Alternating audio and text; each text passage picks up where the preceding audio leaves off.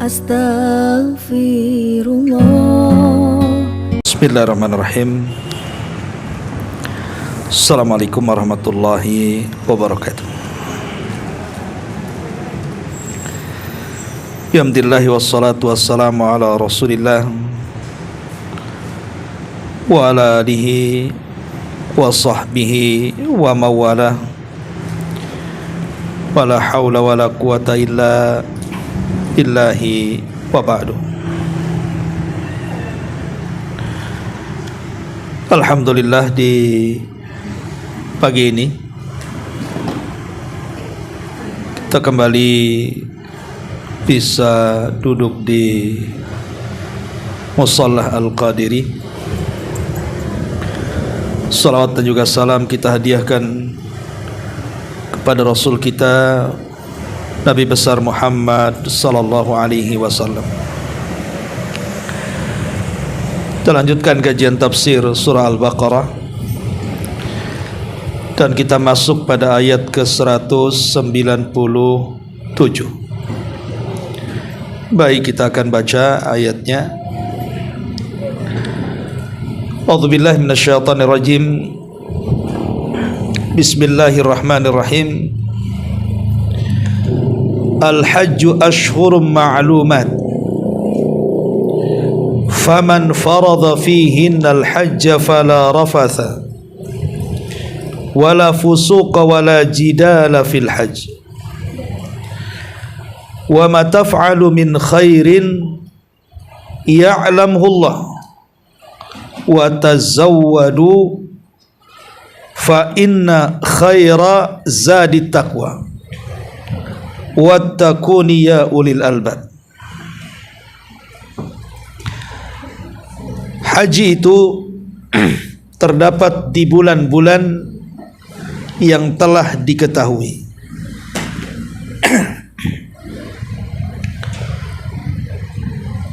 Maka barang siapa yang diwajibkan haji,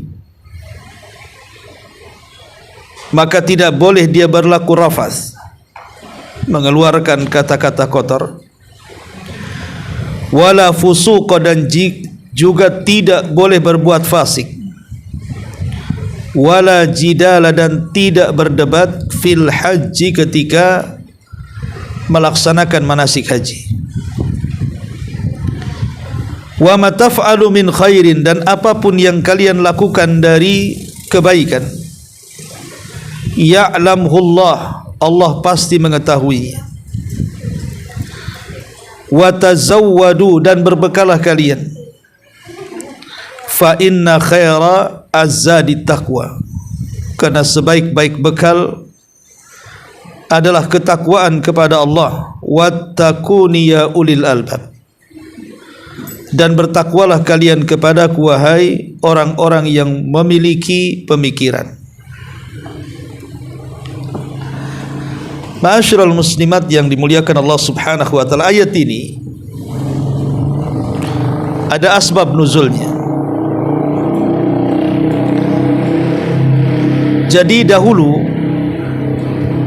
ada rombongan jemaah haji yang datang dari Yaman, hendak berangkat ke Mekah.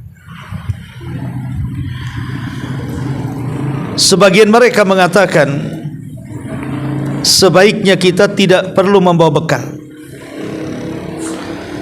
karena tidak layak seseorang membawa perbekalan dunia ketika sampai di Mekah menghadap Allah Subhanahu wa taala.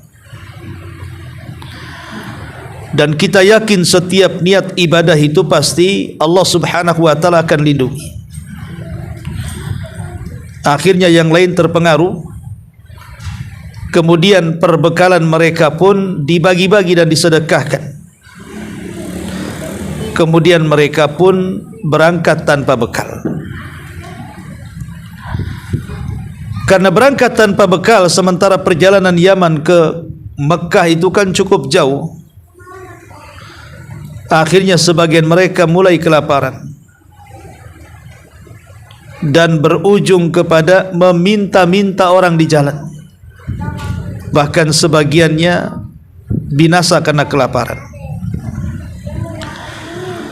ketika mereka sampai di tanah suci, maka mereka sangat lelah letih karena kurang gizi dan makan. Akhirnya kabar ini sampai kepada Nabi sallallahu alaihi wasallam. Maka Nabi SAW terheran-heran bagaimana mungkin perjalanan yang jauh tidak membekal makanan ataupun minuman atau hal-hal yang bisa menyelamatkan mereka di jalan.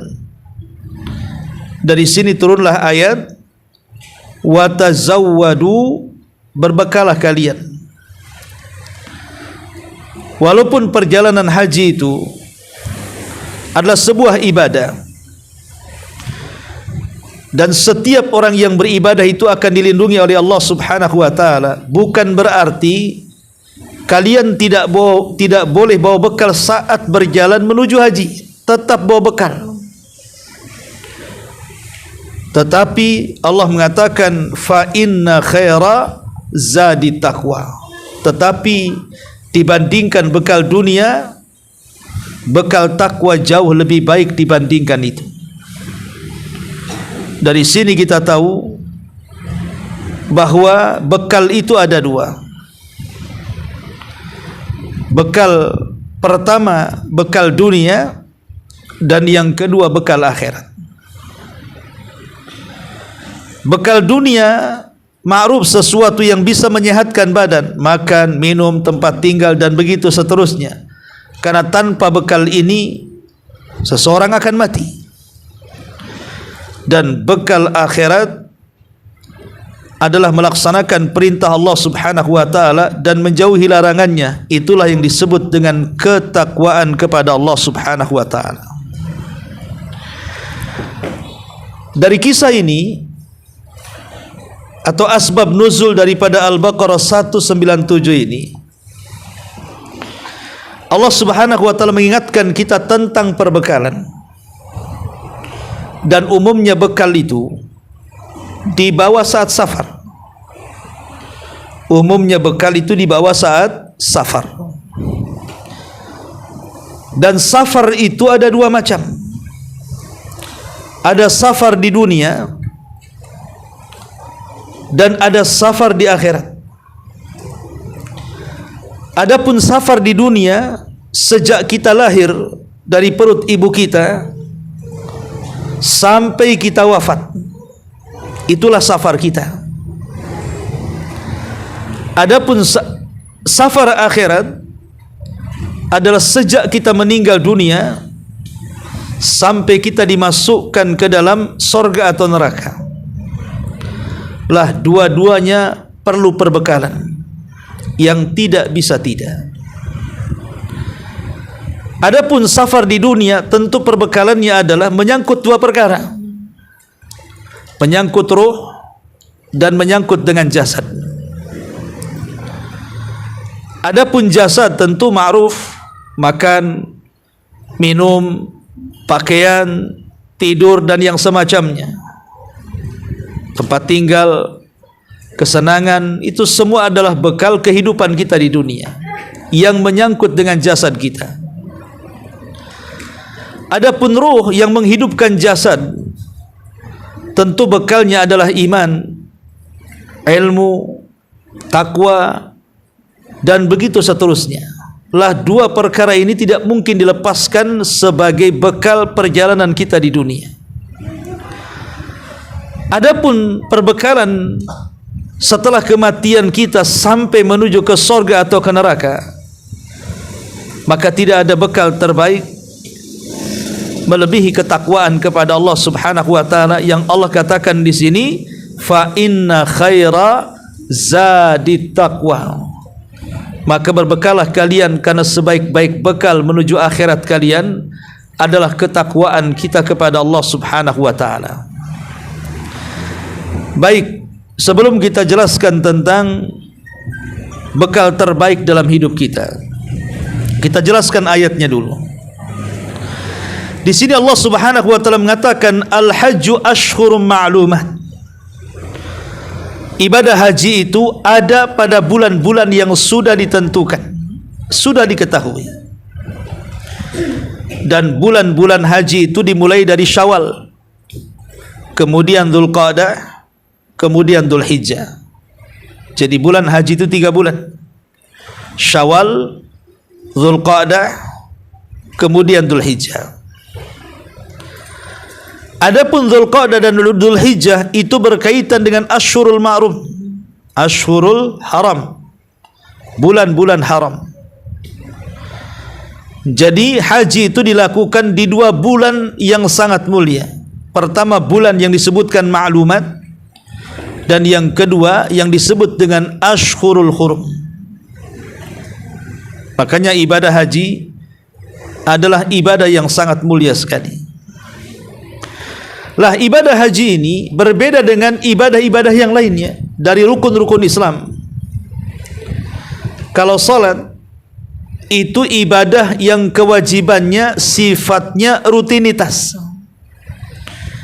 Minimalnya yang wajib dalam satu hari itu 5 kali 17 rakaat. Dan itu dilakukan setiap hari. Adapun puasa itu juga ibadah rutinitas yang dilakukan setahun sekali kewajibannya, yaitu bulan Ramadan. 1 bulan dari tanggal 1 Ramadan sampai tanggal 29 Ramadan atau 30. Adapun zakat juga sama, kewajiban yang bersifat rutinitas.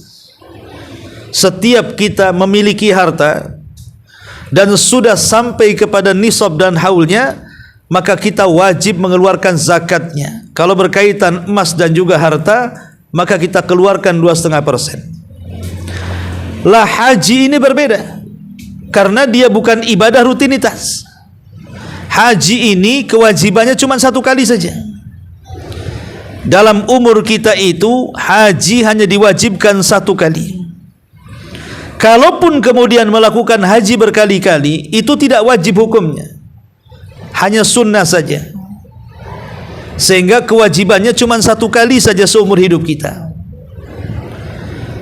Lah karena haji ini kewajibannya seumur hidup 1 kali, maka sudah sepantasnya melaksanakan ibadah mulia ini harus betul-betul adanya kesungguhan dalam beribadah. Karena 1 kali saja seumur hidup, masa dibuat main-main.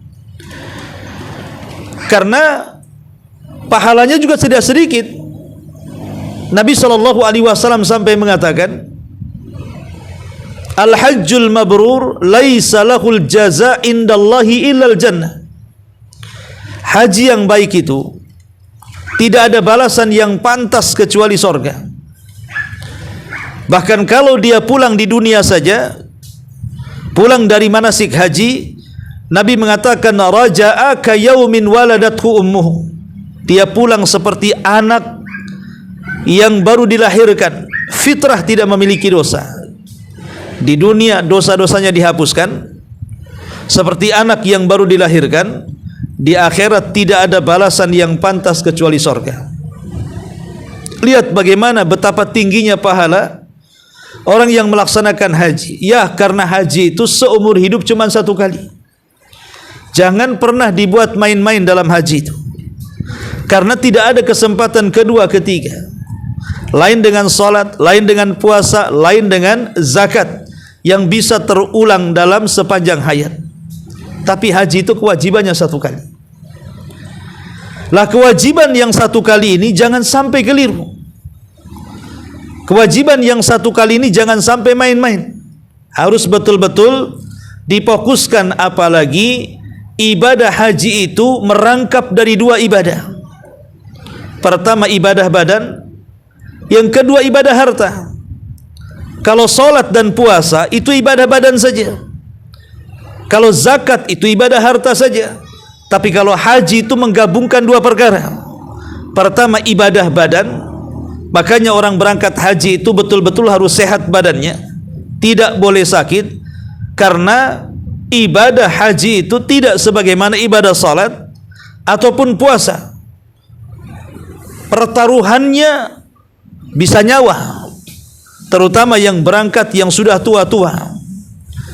Dan itu ibadah fisik yang luar biasa. Jangan lagi haji umrah saja, bagi anda yang pernah umrah melelahkan luar biasa. Dan yang kedua, dia ibadah harta. Jadi harus dipersiapkan karena tidak mudah mengumpulkan harta.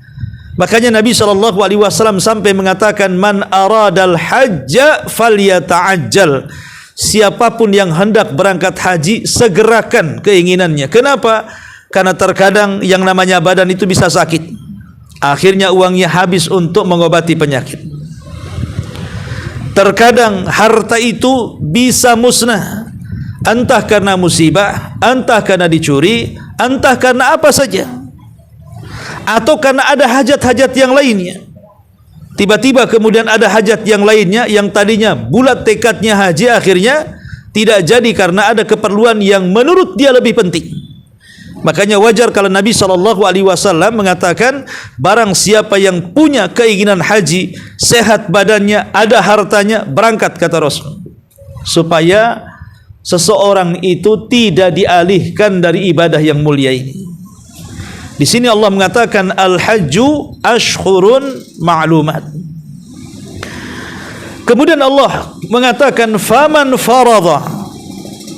farada fihinnal hajj. Siapapun yang telah terkena kewajiban haji, artinya Allah takdirkan dia mampu dan sanggup berangkat haji menuju tanah haram, maka Allah Subhanahu wa taala membuat aturan-aturan di sini. Jangan dilanggar sewaktu haji. Apa aturannya? Fala rafath. Tidak boleh mengeluarkan kata-kata kotor, artinya kata-kata yang membangkitkan syahwat. Kemudian yang kedua, wala fusuqa. Dan tidak boleh berlaku fasik. Mencuri, bergibah, berdusta, mengeluarkan kata-kata yang menyakitkan, merendahkan, menghinakan, namimah dan yang semacamnya. Tidak boleh berlaku fasik di sana. Harus sabar lisannya. Kemudian juga wala jidal, tidak boleh berdebat. Karena terkadang kita ini yang namanya ibadah rame-rame, pasti kedorong, pasti mendorong, pasti terinjak, pasti menginjak, pasti kejepit, pasti dijepit, dan begitu seterusnya. Dan itu ujian bagi emosi kita. Orang yang bisa tahan dengan emosi, dia bisa sabar. Mau didorong, mau terkena hantam, terkena pijak, dan begitu seterusnya. Tapi ada orang-orang yang tidak sabar, akhirnya dimakinya orang yang dorong dia. Terjadilah perdebatan. Maka Allah Subhanahu wa taala mengatakan wala jidal, tidak boleh debat. Yang namanya ibadah orang ramai itu risikonya banyak. Gak usah debat, biarkan saja. Kalau dia melakukannya tanpa sengaja, kita juga dorong orang tanpa sengaja. Kalau dia melakukan dengan sengaja, maka dosanya ditanggung dia. Maka jangan berdebat saat ibadah haji. Wala jidala fil hajj. Maka siapapun yang sanggup, seseorang itu kemudian melakukan haji dengan cara tidak mengeluarkan kata-kata kotor, dengan cara tidak mengeluarkan perbuatan-perbuatan fasik, dan dia tidak berjidal, maka Nabi SAW mengatakan man hajjal baita falam yarfus walam yafsuk raja'a kayaumin waladathu ummuhu. Siapa yang berangkat haji, dia tidak mengeluarkan kata-kata kotor, dia tidak berlaku fasik, maka pulang seperti anak bayi yang baru dilahirkan. Allah Subhanahu wa taala berikan keutamaan bagi orang yang haji seperti ini. Dan ini diantara syarat dari syarat-syarat haji itu dikatakan mabrur. Kalau haji kita ingin mabrur, maka lakukan 6 perkara. Lakukan 6 perkara. Pertama, an yakunal hajju khalisan liwajhillah. Niatkan haji itu ikhlas karena Allah. Ini yang sulit. Apalagi haji di zaman sekarang, ikhlas itu sangat sulit sekali. Gimana mau ikhlas sebelum berangkat saja sudah diselamatin. Selamatan haji namanya. Satu kampung lundang dia. Harusnya kan ibadah itu identik dengan sembunyi-sembunyi. Jangan tahu orang lain. Ini tidak sengaja, diundangnya orang satu kecamatan supaya tahu dia mau berangkat haji. Kemudian yang kedua, an yakuna muwafiqan li hadyin nabi. Haji itu harus sesuai dengan petunjuk Nabi. Tadi saya katakan di awal, Rasul itu berangkat haji satu kali. Yang namanya dilakukan satu kali tidak mungkin ada beda. Kalau ada perbedaan dalam manasik, alternatifnya cuma dua. Yang satu sesuai dengan sunnah Nabi, yang satu menyelisih sunnah Nabi. Lain dengan solat. Solat itu ibadah rutinitas. Rasul saja melaksanakan sehari 5 kali 17 rakaat. Kalau terjadi perselisihan dalam gerakan solat itu wajar, karena yang melihat solat para sahabat ketika melihat solat Nabi itu banyak, sehingga ada yang melihat sahabat ketika solat Nabi menggerakkan tangan, ada yang tidak menggerakkan tangan, ada yang meletakkan di dada, ada yang meletakkan di bawah dada. Artinya kalau terjadi perselisihan dalam solat wajar, karena Rasul solat bukan satu kali, berkali-kali, bahkan ribuan kali. Dan yang melihatnya juga bukan satu sahabat, ratusan sahabat. Di mana satu sahabat dengan sahabat yang lain terkadang melihat solat yang berbeda, sehingga tumbuhlah perselisihan dalam kaifiatus solat. Tapi kalau haji ini sulit untuk terjadi perselisihan, karena Nabi SAW hanya melakukan satu kali seumur hidup dan tidak pernah melakukan haji 2 kali. Itulah haji pertama, itu pula haji terakhir. Sehingga kalau seandainya ada perbedaan dalam manasik itu dicurigai, ini manasik sesuai sunnah atau tidak sesuai sunnah. Makanya kalau kita ingin haji kita mabrur, maka belajarlah manasik betul-betul. Dengan cara apa? Dengan cara betul-betul memperhatikan bahwa setiap gerakan bacaan dalam manasik itu sesuai dengan sunnah Nabi SAW, supaya haji kita tidak sia-sia. Sudah satu kali salah pula kan sia-sia. Sudah capek badan, habis uang, tidak sesuai dengan sunnah Nabi, akhirnya tidak berpahala, rugilah kehidupan dia. Maka yang kedua, pelajari, sesuaikan manasik haji dengan sunnah Nabi SAW. Kata Rasul, khudhu anni manasikakum, ambillah manasik haji kalian dari aku. Kemudian yang ketiga, an yakunal hajju binafaqatil malil halal. Kalau haji kita ingin mabrur, gunakan harta halal. Jangan hasil korupsi dia haji, jangan hasil mencuri dia haji, jangan hasil menzalimi dia haji. Jadi betul-betul hajinya dari harta yang halal. Karena Allah itu thayyibun la yaqbalu illa thayyiban. Allah itu baik, tidak mungkin menerima kecuali yang baik-baik. Kemudian yang keempat adalah an yakuna khalian minal jidali warrafthi wal fusuq. Hendaklah saat dia melakukan manasik haji, dia tidak rafas, dia tidak fusuk, dia tidak jidal, sebagaimana ayat yang kita bahas di sini. Tidak mengeluarkan kata-kata kotor, tidak melakukan perbuatan fasik, dan tidak melakukan jidal perdebatan. Inilah di antara syarat haji yang keempat. Ya. Kemudian syarat haji yang kelima, an yakhluwa min khawarimil muru'ah wa yashtamilu ala makarimil akhlaq wa mahasin al-adat. Hendaklah seseorang itu harus menjaga muru'ahnya, kehormatannya. Jangan sampai kebiasaan-kebiasaan buruk di desa sampai di Mekah ditampakkan pula. Biasa di desa kadang-kadang buka aurat gitu ya. Bahasanya hanya pakai dalaman saja, di sana pula dibuka-buka. Maka sesuatu yang menghancurkan muru'ah kita jangan dilakukan di sana. Seperti mamanya jemur, celana dalam, dalaman asal nyantol saja. Ya. Itu kan memalukan. Ya. Ada tempatnya, tanya di mana tempat jemurannya, bukan asal dijemur saja. Itu memalukan sekali, itu namanya muru'ah namanya. Jadi jaga sikap kehormatan kita ketika sampai di tanah suci sana. Karena itu di antara syarat haji mabrur. Ya, jadi sopan lisannya, sopan pakaiannya, sopan pergaulannya, dan begitu seterusnya. Dan yang terakhir, bahwa haji mabrur itu akan tampak setelah pelaksanaan haji. Dan ini yang paling jelas. Haji itu dikatakan mabrur tampak setelah dia haji. Apakah keadaannya lebih baik ataukah lebih buruk? Kalau keadaannya lebih baik, insya Allah mabrur. Yang tadinya tidak salat, rajin salat. Yang tadinya tidak pernah hadir di majelis taklim, paling depan. Yang tadinya jarang sedekah, pelit kedekut, jadi dermawan. Yang tadinya malas ibadah, rajin ibadah. Lah kalau ada perubahan setelah haji, tutur katanya yang kasar jadi sopan, jadi santun. Perbuatannya yang suka melakukan kefasikan, jadi orang yang paling taat, dan begitu seterusnya. Maka kalau ada perubahan setelah haji, itulah alamat yang jelas bahwa hajinya diterima, hajinya mabrur.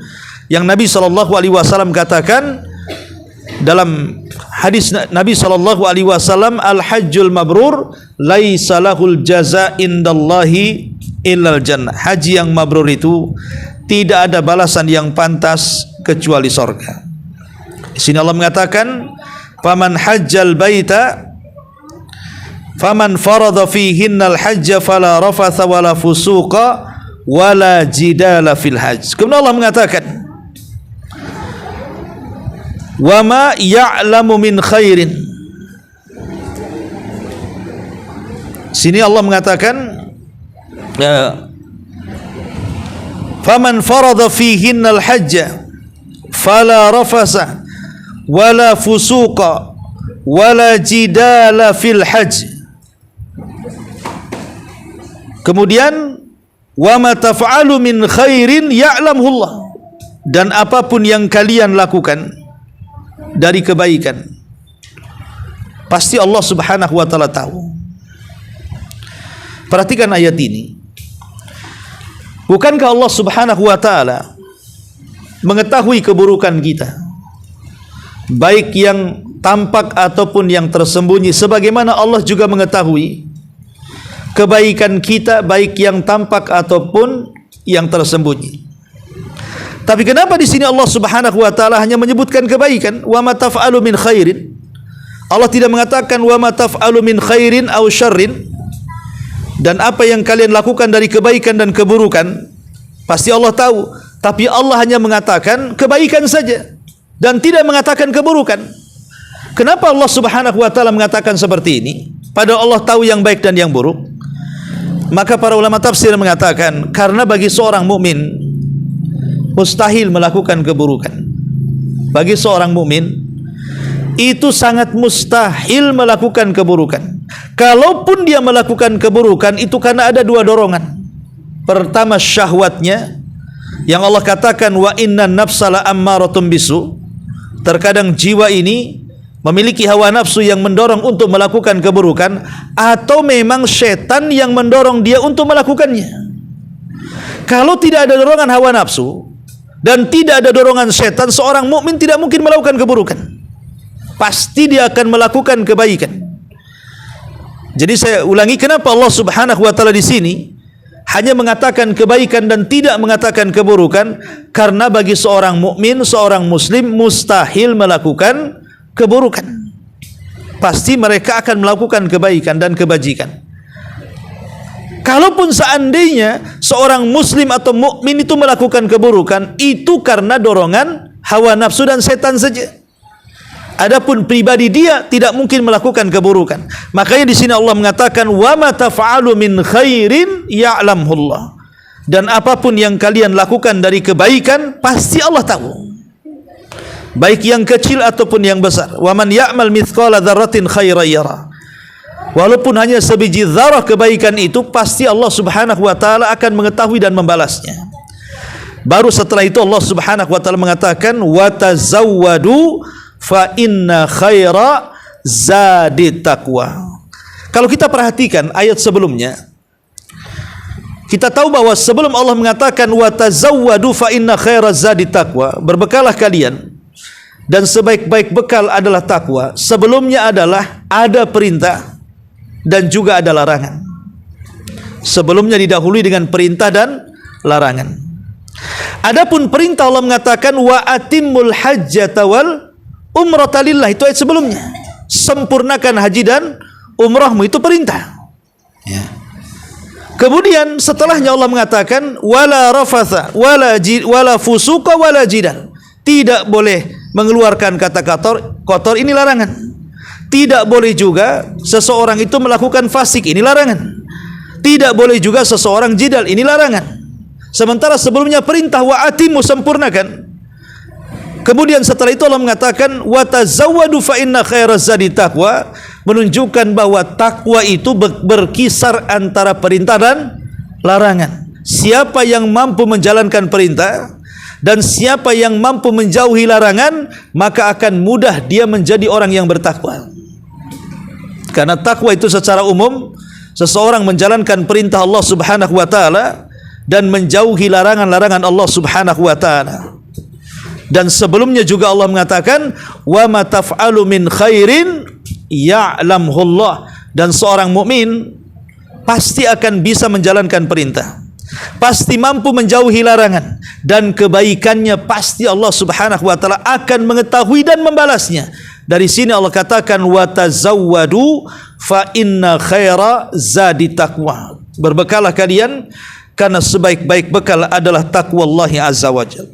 Lalu bekal takwa itu seperti apa?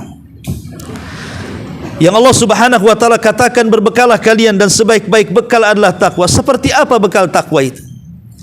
Para ulama mengatakan sebaik-baik bekal takwa adalah yang pertama amal saleh. Seolah-olah berbekalah dengan amal saleh, itulah bekal kalian terbaik di dunia dan akhirat. Lah amal saleh ini ada dua macam. Ada yang sifatnya muta'addi dan ada yang sifatnya lazim. Ada yang sifatnya amal saleh itu bermanfaat untuk orang lain, dan ada amal saleh itu yang hanya bermanfaat untuk diri sendiri. Dan amal saleh yang bermanfaat untuk orang lain jauh lebih baik dibandingkan amal saleh yang hanya manfaatnya kembali kepada diri sendiri. Contoh, seseorang menghafal 10 ayat dalam Al-Quran dengan 10 rakaat salat sunnah. Seseorang menghafal 10 ayat dalam Al-Quran dan 10 rakaat salat, sama-sama 10-nya, yang satu 10 ayat dia hafal, yang satu 10 rakaat salat dia kerjakan. Mana yang lebih baik? Ya. Maka kalau seandainya kita ini menghafal 10 ayat dalam Al-Quran, memahami tafsirnya dan berusaha untuk mengamalkannya, pertama pada diri sendiri, kemudian juga kita dakwahkan kepada orang lain, maka menghafal 10 ayat jauh lebih baik dibandingkan melaksanakan 10 rakaat salat sunnah. Kenapa? Karena Rasul mengatakan ballighu anni walau ayah. Rasul tidak mengatakan ballighu anni walau shalla. Sampaikan dariku walaupun satu ayat. Dan Rasul tidak mengatakan sampaikan dariku walaupun satu salat. Dari sini menunjukkan bahwa seseorang itu beramal yang sifatnya manfaat untuk orang lain itu jauh lebih baik dibandingkan manfaatnya untuk diri sendiri. Contoh yang mudah, seseorang menghabiskan salat malam sepanjang malam dengan seseorang berkunjung kepada orang yang sakit atau kepada orang yang berhajat, maka lebih baik kita berkunjung kepada orang sakit dan orang yang berhajat dengan kita dari pertolongan kita. Mungkin dia fakir, miskin, yatim dan yang semacamnya, jauh lebih baik dibandingkan menghabiskan satu malam suntuk dengan ibadah sunnah. Karena sifat amal soleh muta'addi itu, yang manfaatnya bukan hanya diri sendiri tapi juga orang lain, itu jauh lebih baik dibandingkan hanya manfaatnya kepada diri sendiri saja. Kemudian yang kedua, sifat amal soleh juga ada dua macam.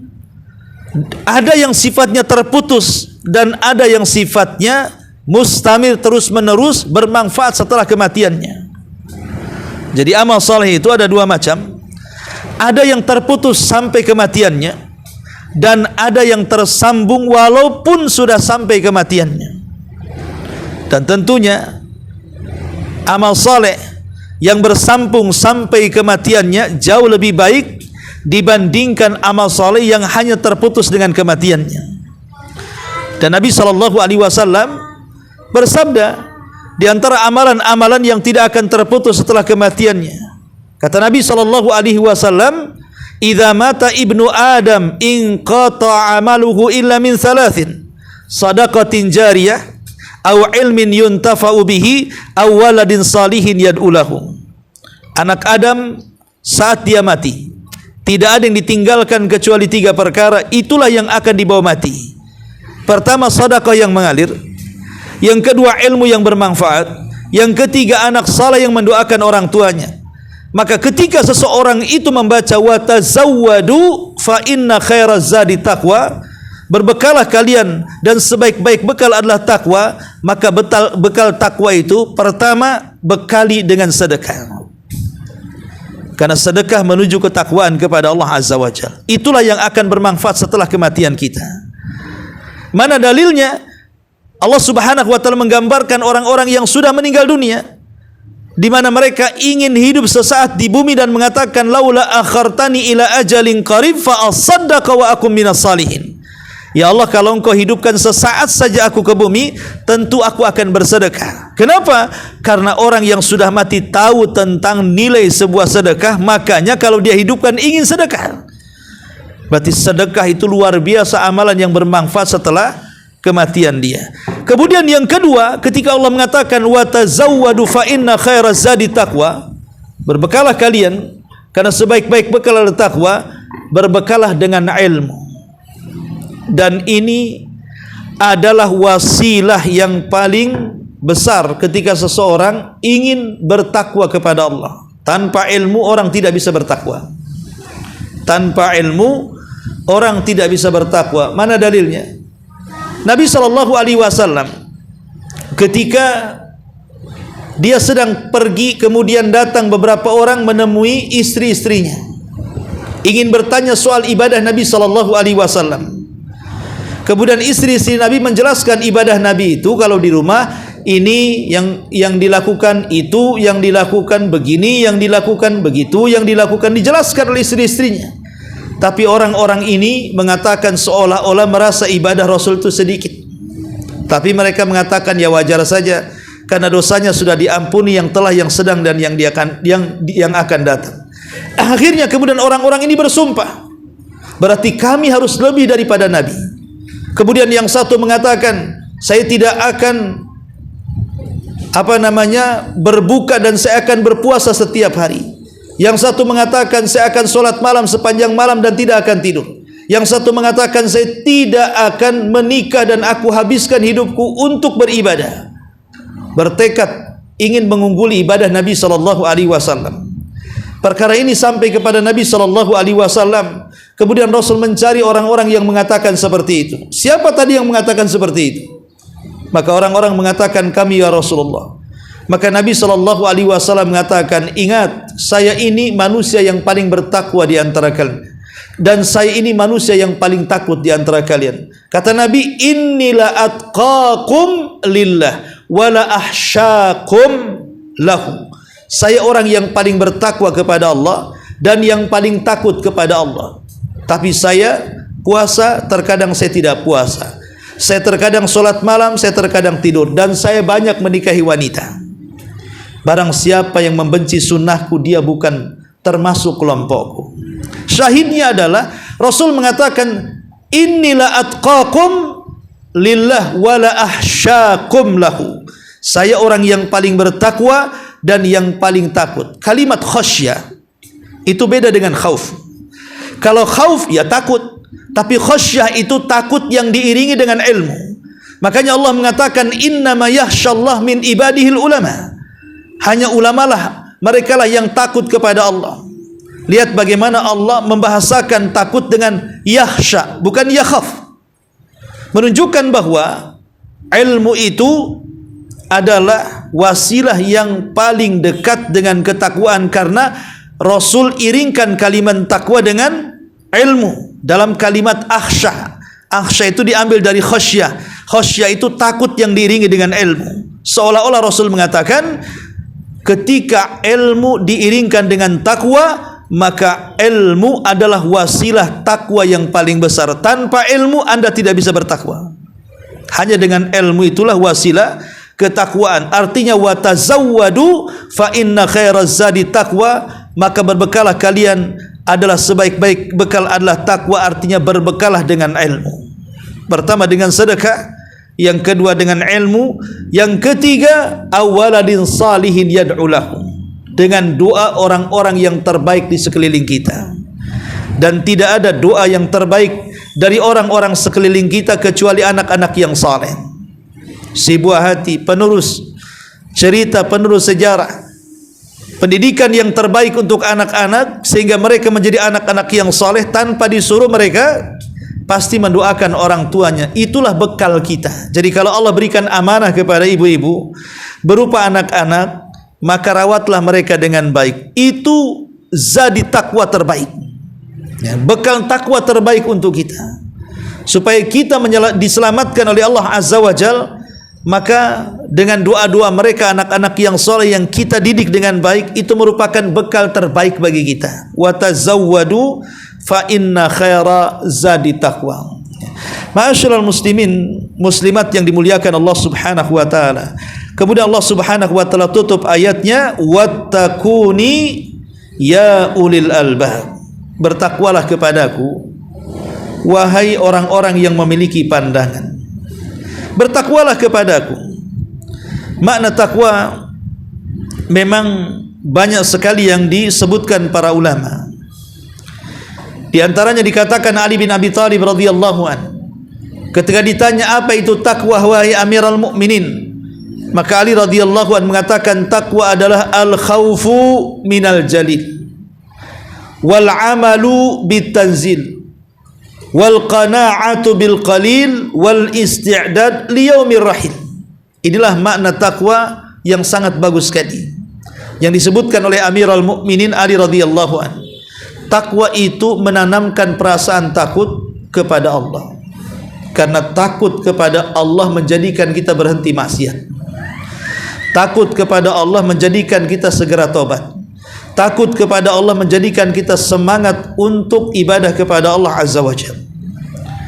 Kemudian yang kedua, al-amalu bitanzil, mengamalkan apapun yang diturunkan dari langit. Kalau Quran mengatakan A, kita amalkan. Kalau Quran melarang A, kita tinggalkan. Al-amalu bitanzil, sami'na wa ata'na. Kemudian yang ketiga, al-qana'atu bil qalil, merasa qanaah dengan yang sedikit, redha dengan pemberian sehingga hatinya tenang. Mau Allah Subhanahu wa taala kasih banyak, alhamdulillah, kasih sedikit pun alhamdulillah ala kulli hal. Dan menjadikan kekayaan itu hanya di tangan saja. Datang harta cukup di tangan, hilang harta hanya berpindah tangan saja, sehingga hati semakin tenang dengan qanaah. Kemudian al-isti'dad li yaumir rahim, persiapan untuk hari setelah kematian dengan cara beramal saleh. Dan amal saleh di sini maksudnya adalah melaksanakan hak-hak kita dengan Allah dan melaksanakan hak-hak kita dengan hamba-hambanya. Hablum minallah dan hablum minan nas. Itulah disebut dengan amal saleh. Ma'asyiral muslimat yang dimuliakan Allah Azza wa Jalla. Dan kalau kita cerita sedikit tentang keistimewaan takwa. Takwa ini pertama bisa menyebabkan Allah cinta dengan kita, sebagaimana disebutkan dalam surah Al-Imran 76, innallaha yuhibbul muttaqin, Allah suka dengan orang-orang yang bertakwa. Yang kedua, orang yang bertakwa itu tidak mungkin ditinggal Allah, pasti Allah akan bersama selamanya. Dan itu sebagaimana Allah mengatakan dalam surah An-Nahl 128, innallaha ma'al ladzina taqau, sesungguhnya Allah akan bersama orang-orang yang bertakwa. Dan takwa adalah sebaik-baik pakaian yang dipakai manusia. Sebaik-baik pakaian yang dipakai manusia. Karena Allah mengatakan walibasut taqwa dzalika khairun, dan pakaian takwa itu jauh lebih baik daripada pakaian badan yang kita pakai. Dan takwa juga sebutkan bagaimana keistimewaannya. Takwa juga menjadikan seseorang diberikan pertolongan oleh Allah Subhanahu wa taala. Jadi orang yang bertakwa akan diberikan atau akan senantiasa mendapatkan pertolongan Allah Subhanahu wa taala. Dan itu disebutkan di dalam surah An-Nahl ayat 128. Innallaha ma'al ladzina taqau. Sesungguhnya Allah bersama orang-orang yang bertakwa. Kebersamaan di sini artinya adalah binusratihim, dengan cara memberikan pertolongan kepada mereka. Kemudian takwa juga bisa mendapatkan kekuatan untuk mengalahkan musuh-musuhnya. Innal ladzina taqau idza massahum ta'ifum minasyaitan tadzakkaru fa idza hum mubsirun. Orang-orang yang bertakwa apabila sekelompok setan mengganggu mereka, mereka pun langsung ingat dengan Allah, dan ketika itulah setan-setan akan menyingkir. Takwa juga bisa mendapatkan wasilah, mendapatkan pahala yang sangat besar berdasarkan Ali Imran 179, wa in tu'minu wa tattaqu falakum ajrun azim. Kalau kalian beriman dan bertakwa, maka kalian akan mendapatkan pahala yang besar. Bahkan orang yang bertakwa akan dimudahkan banyak urusannya, sebagaimana disebutkan dalam surah At-Talaq ayat 2 dan 4, wa man yattaqillaha yaj'al lahu makhraja wa man yattaqillaha yaj'al lahu min amrihi yusra. Barang siapa yang bertakwa, Allah jadikan jalan setiap kesulitannya jalan keluar, dan barang siapa yang bertakwa kepada Allah, Allah mudahkan setiap urusannya. Dan tentunya akibat orang yang bertakwa adalah surga Allah Subhanahu wa taala, karena Allah mengatakan surga itu uiddat lil muttaqin, diperuntukkan untuk orang-orang yang bertakwa. Wallahu alam. Ini diantara surah Al-Baqarah 197. Baik, sampai di sini. Sebelum saya tutup, silakan kalau ada yang bertanya.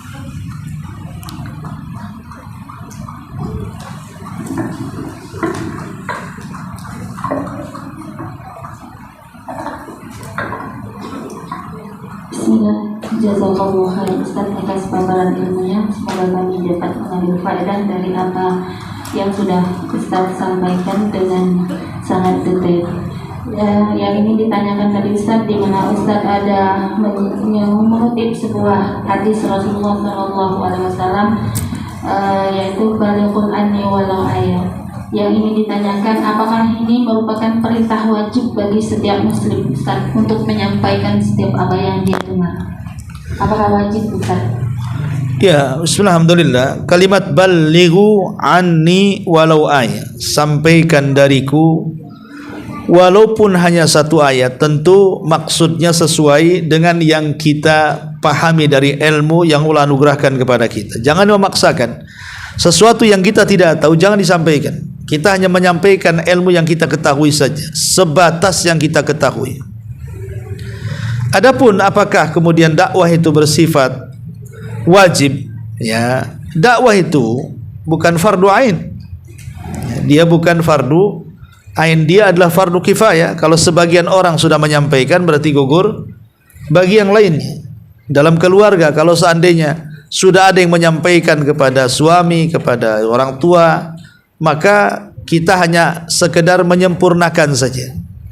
Tapi kalau dalam keluarga ada yang melakukan kemungkaran, semua diam, itu berdosa. Minimal ada satu orang yang mengingatkan di situ. Ya, jadi sifat dakwah itu dia lihat bisa hukumnya macam-macam, bisa wajib, bisa sunnah, tergantung kondisi. Karena kalimat balighu ini kan memerintahkan kita untuk berdakwah. Wallahu a'lam. Ini ada pertanyaan Ustaz. Assalamualaikum warahmatullahi wabarakatuh. Afwan Ustaz, tadi Ustaz menyebutkan haji yang baik atau haji yang mabrur tidak ada balasannya selain daripada surga. Apakah hal ini juga diberikan kepada orang yang melakukan hanya umrah Ustaz, bukan haji? Ya, alhamdulillah. Hadis itu bicara soal haji yang mabrur, tidak menyangkut umrah.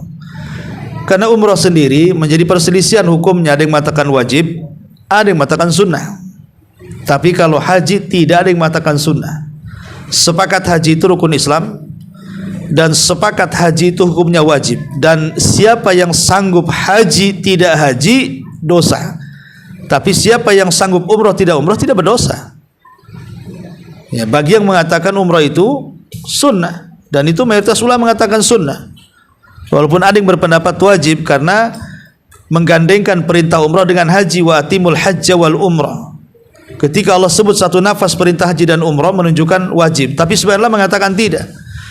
Ketika Rasul menyebutkan tentang rukun Islam hanya disebut haji, tidak disebut umrah. Berarti yang wajib itu haji saja, hanya umrah, ya, bukan umrah. Tetapi keutamaan umrah tentu juga sangat besar apabila dilakukan di waktu-waktu tertentu, bahkan bisa menyamai pahala haji. Contoh namanya umrah di bulan Ramadan. Rasul mengatakan al-umratu fi Ramadan ta'dilu hajjata ma'i. Siapa yang umrah di bulan Ramadan maka seperti haji bersamaku. Tapi kalau umrah di luar Ramadan maka ya ibadahnya, ya pahalanya hanya sebagaimana yang disebutkan Nabi, ya, bahwa pahala umrah itu tidak seperti pahala haji, karena bagaimanapun haji itu kewajiban penyempurna rukun Islam, adapun umrah tidak. Dia bukan kewajiban dan bukan penyempurna rukun Islam. Wallahu a'lam. Satu lagi nih Ustaz, pertanyaannya begini. Assalamualaikum warahmatullahi wabarakatuh. Ustaz, tadi Ustaz menyebutkan tentang agar haji mabrur itu menggunakan harta yang halal.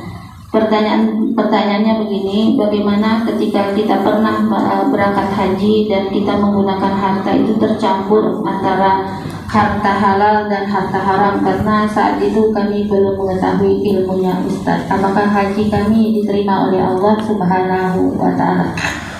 Ya, alhamdulillah, terkait dengan ibadah itu kan hanya dua perkara yang harus dipahami.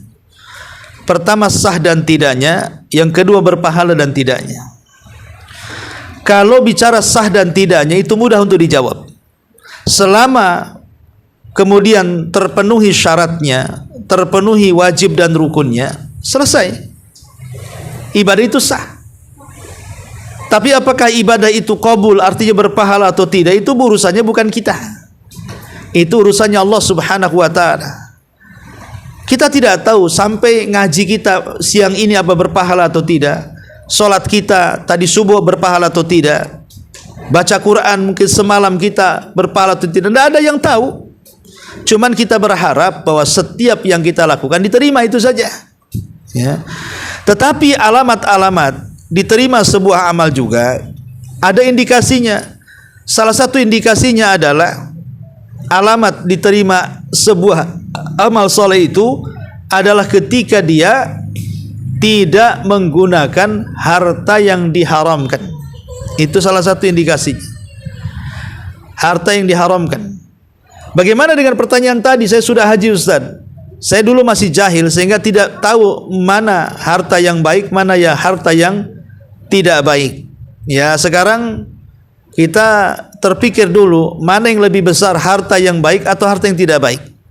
Mana yang lebih besar? Artinya apakah kemudian harta korupsinya 90%, 10%-nya aja yang halal, atau sebaliknya kebanyakan yang halal, sedikit yang haram, kan begitu? Kalau memang sedikit yang haram, ya kita hanya berharap mudah-mudahan Allah terima. Kemudian selebihnya kalau kita diberikan lagi oleh Allah Azza wa Jal waktu, kemudian usia dan biaya, bisa haji lagi untuk menyempurnakan hajinya. Kalau memang kita ditakdirkan seperti itu. Kalau tidak bisa ya umrah. Kalau tidak bisa ambil amalan-amalan yang bisa menandingi pahala haji. Kan banyak amalan-amalan itu yang setara dengan amalan-amalan haji, ya, seperti seseorang yang berzikir habis subuh, kemudian dia tidak beranjak dari tempat solatnya sampai syuruk, kemudian solat 2 rakaat, maka pahalanya sama dengan haji dan umrah. Kata Nabi SAW, ka hajja wal umrati taman, seperti haji dan umrah secara sempurna, ya. Tapi kalau kita sudah tahu bahwa ada tercampur antara harta yang tidak halal dan yang halal dan yang tidak halal, sebaiknya yang tidak halal pisahkan, karena Allah itu baik, tidak akan menerima kecuali yang baik-baik, ya. Wallahu a'lam. Masuk lagi nih pertanyaan Ustaz. Ya. Assalamualaikum warahmatullahi wabarakatuh. Waalaikumsalam. Ustaz, apakah benar Saya pernah mendengar sebuah cerita bahwa keluarga dari teman saya ini pernah umroh dan dia tidak melihat Ka'bah itu sama sekali, dan dia melakukan berulang-ulang sampai 5 kali, dan Allah tetap tidak mengizinkan matanya untuk melihat Ka'bah yang berada di depan mata kalau kita berada di sana. Bagaimana, apakah ini sebuah kebenaran atau hukuman, Ustaz? Wallahu alam. Apa matanya minus atau apa? Ya. Tapi memang kalau kita melihat banyak hal-hal yang aneh yang terjadi di Mekah, ya. Mekah itu tempat suci, dan yang datang ke sana pun orang-orang baik, orang-orang yang ingin bertobat, orang-orang yang ingin ibadah, yang menyempurnakan ibadahnya dan begitu seterusnya. Secara umum di Mekah itu semua orang-orang baik, dan juga tempat-tempat suci.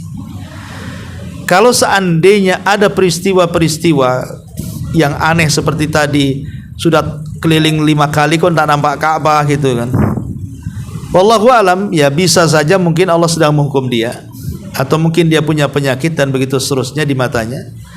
Karena ada juga cerita yang aneh-aneh. Satu jemaah haji itu pernah bercerita, saat tawaf tiba-tiba dia jatuh tertimpa dengan bal-balan rokok. Berapa bal jatuh dari langit nimpa kepalanya. Karena rupanya setelah dia pikir-pikir, karena dia menyelundupkan rokok berapa bal gitu. Jadi waktu tawaf kayak ada satu berapa bal terus jatuh katanya kan itu. Ini kan cerita-cerita orang. Cerita-cerita ini bisa iya, bisa tidak, bisa khurafat, bisa benar kan. Oke lah, kita ambil positifnya. Kalaupun benar kisah ini, ya Allah ingin menunjukkan kekuasaannya di situ, dan ingin menegur bahwa kau datang kemari itu untuk melakukan ibadah tobat, pulang setelah dari ini harus lebih baik kan begitu. Ya ambil hikmahnya sajalah, ambil positifnya. Jangan pula tak kapok, sudah ditimpa bal-balan masih juga nyelundupin bal-balan tadi kan gitu. Artinya sudah ditegur malah kurang ajar gitu. Jadi kalau ada kisah cerita-cerita seperti itu, ya bisa iya, bisa tidak. Kalaupun tidak, ya itu hanya cerita lalu. Kalaupun iya, ambil positifnya. Mungkin Allah sedang menegur dia. Mudah-mudahan jadi muhasabah bagi kita yang berangkat ke sana. Tapi pula jangan menakut-nakuti kita untuk tidak berangkat ke sana. Dapat cerita-cerita kayak gini karena dia banyak dosa nggak mau berangkat. Nggak mau berangkat nih, saya ini banyak dosa, jangan-jangan saya lebih parah juga, sampai sana buta pula mata saya. Akhirnya tak mau berangkat. Ya, jadi kisah-kisah itu jangan sampai menakutkan kita terhalang dengan ibadah. Itu kan kisah-kisah dari individu. Ya bisa saja berupa teguran dari Allah Subhanahu wa taala, atau karang-karang dia sendiri, atau wallahu alam kan. Itu yang jelas bahwa tidak bisa menghalangi cerita-cerita itu untuk kita berangkat ke sana dan beribadah. Dan ingat, di sana itu adalah tempat mustajab doa. Jangan melakukan kezalim, jangan melakukan kesalahan, jangan melakukan dengan menyakiti hati dengan lisan-lisan kita. Sebab kalau dia tersakiti orang sana berdoa di depan Ka'bah, mustajab nanti. Ya, makanya sering saya nasihati kadang-kadang travel yang memberangkatkan umroh, hati-hati, jangan suka nipu jemaah. Jangan suka menipu jemaah dengan cara penipuan-penipuan yang ma'ruf, mungkin masalah hotel, masalah makan, masalah fasilitas, macam-macam lah kadang-kadang ya. Penipuan-penipuan travel ini kadang-kadang terjadi. Anda ini memberangkatkan orang bukan ke gunung, bukan ke hutan. Anda memberangkatkan orang ke tanah suci yang kalau kita angkat tangan dia ke langit mustajab. Gimana kalau orang yang dizalimi itu berdoa? Mendoakan kehancuran travelnya, mendoakan kehancuran individunya yang menipunya. Apa Allah akan biarkan saja orang yang berdoa di tempat mustajab? Ya. Jadi ingat, jangan suka curang, apalagi kemudian jangan suka menyakiti sampai di sana. Mendorong orang, menginjak orang, memaki orang, itu di tempat terbaik. Lebih baik di sana itu harus lebih banyak zikir, sabar, jangan selalu membuat keributan dan begitu seterusnya. Karena saya beberapa kali juga terkadang bawa jemaah yang mungkin nggak sebagian mereka awam, terkadang masalah makan diributkan, ya. Padahal inti kesana kan bukan untuk makan sebenarnya. Kesana kan mau ibadah. Ya. Jadi macam-macam kadang-kadang. Pokoknya kalau sudah kesana maka bersabar, bertakwa, beribadah, Tidak usah pikirkan yang lainnya, gitu maksudnya. Nah, ini sebagai tambahan, wallahu a'lam. Kalau seperti Iya. dengan ini kami ingin menyampaikan juga Ustaz, ini kami ingin menyerahkan donasi untuk Jabal Uhud yang terkumpul dari taklim kami sebesar Rp4.325.000. Maka dengan ini kami serahkan ke Ustaz, mohon diterima.